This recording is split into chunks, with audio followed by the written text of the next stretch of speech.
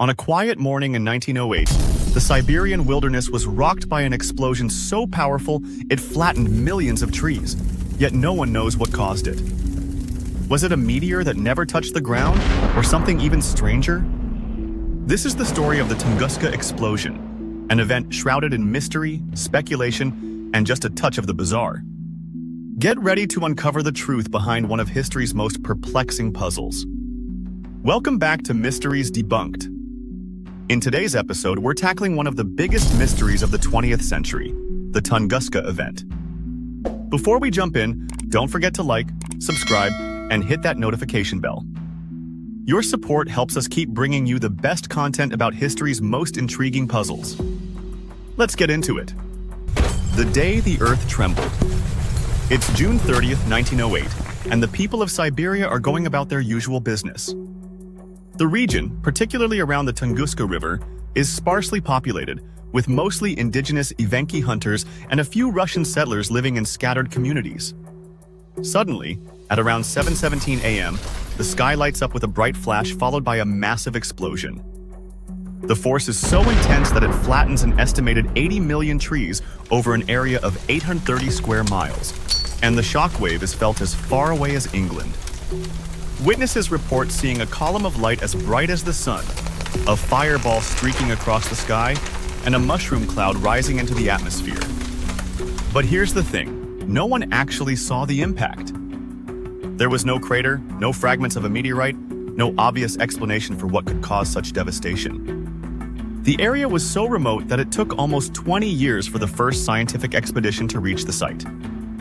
When they did, they found trees knocked down in a radial pattern, with their roots pointing away from the epicenter, but still no solid evidence of what caused the explosion. The theories begin. Without any clear answers, the Tunguska event quickly became a breeding ground for theories, some more plausible than others.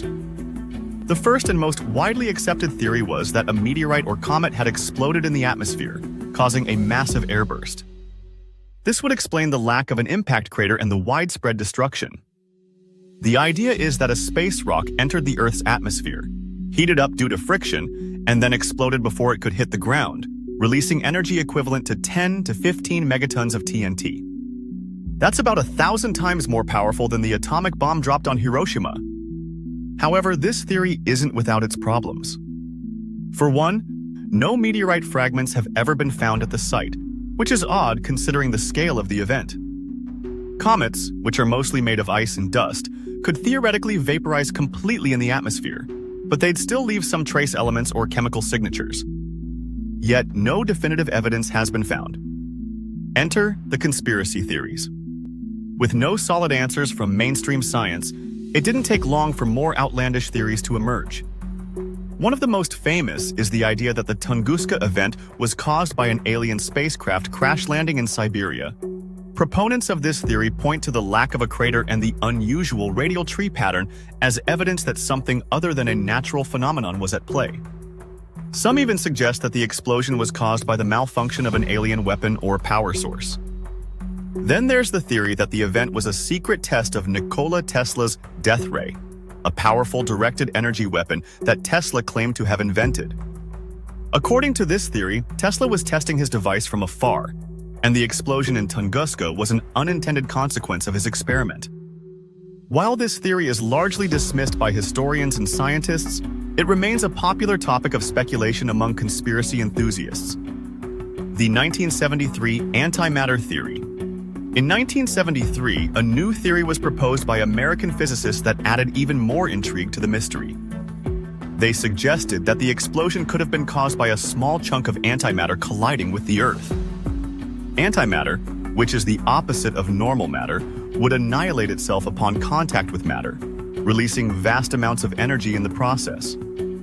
This theory gained some traction because it would explain the lack of physical debris at the site. If antimatter was involved, there wouldn't be anything left to find. However, the antimatter theory has its own issues. For one, antimatter is extremely rare, and it's unlikely that a significant amount would have found its way to Earth. Moreover, such an event would have produced a distinct gamma-ray signature, which was not detected in the area. The Lake Checo hypothesis, one of the more recent and intriguing theories, involves a small lake called Lake Checo, located about 5 miles north of the Tunguska epicenter. In 2007, a team of Italian researchers suggested that Lake Checo could be an impact crater formed by a fragment of the meteorite that caused the Tunguska Event. Their hypothesis is based on the lake's unusual shape and depth, which differ from typical Siberian lakes. They also noted that the sediment at the bottom of the lake seems to be less than 100 years old, suggesting that it may have formed around the time of the Tunguska Event. However, this theory is still hotly debated. Other scientists argue that Lake Checo is too small to account for the massive explosion and that its shape could be the result of natural geological processes rather than an impact. As of now, there is no consensus on whether Lake Checo is the missing link to the Tunguska mystery. A mystery that endures. So what really happened in Tunguska? Over a century later, we still don't have a definitive answer. The most widely accepted theory remains the airburst of a meteorite or comet, but the lack of direct evidence keeps the door open for other possibilities. The Tunguska event stands as a stark reminder of how much we still don't know about the universe and the forces that shape our world. But perhaps the real legacy of the Tunguska event is the way it has captured the imagination of people around the world. It's a story of science and mystery, of nature's raw power and the limits of human understanding. Whether you're a scientist, a skeptic, or a fan of wild conspiracy theories, the Tunguska event offers something for everyone. A puzzle that remains unsolved, a riddle that continues to tease the curious mind. In the end, the Tunguska event is a fascinating chapter in the story of our planet, a reminder that even in the age of science, there are still mysteries that defy explanation. As we continue to explore the universe and uncover new knowledge, who knows? Maybe one day we'll finally solve the riddle of Tunguska. Until then, it remains one of history's greatest unsolved mysteries, a testament to the enduring power of the unknown. And that's a wrap on today's episode. What do you think caused the Tunguska event? Was it a meteor, an alien encounter, or something even stranger?